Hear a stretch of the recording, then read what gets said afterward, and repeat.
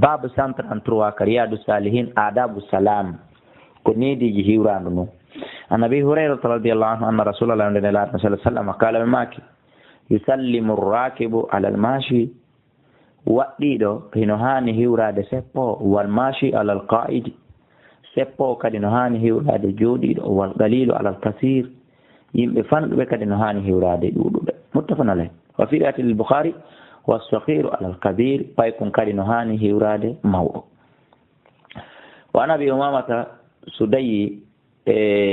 bun ajilani al-bahili radiyallahu anhu qala rasulullah sallallahu alaihi wasallam in awla an-nas ande ko ɓuri handude yimɓe ɓen fof billahi ka allah man badahum bi salam kaka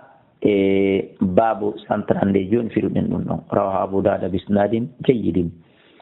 wa rawahu tirmidhi imam tirmidhi no filli hadith on abi umamata radiyallahu anhu qila wiya ya rasulallah arrajulani worɓe ɗiɗo noon joni yetimen yaltaqiyani ɓe fotta ayyuhuma yabda'u bisalam ko hombo e maɓɓe hani adade hiwrade oya ɓaali laaɗo make awlahuma billahi ta'ala ko ɓurɗo weldude Allah o ko ɓurata andude hiwragol oya ɓe mana kala adiɗo hiwrade mo fottidi o haray o on ɗon ɓuuri handude Allah mana ko andingol ma ya eto wona adotoɗo hiwrade o قال الترمذي إمام الترمذي ماكي وند حديث حسن ko hadith labaɗo wallahu a'lam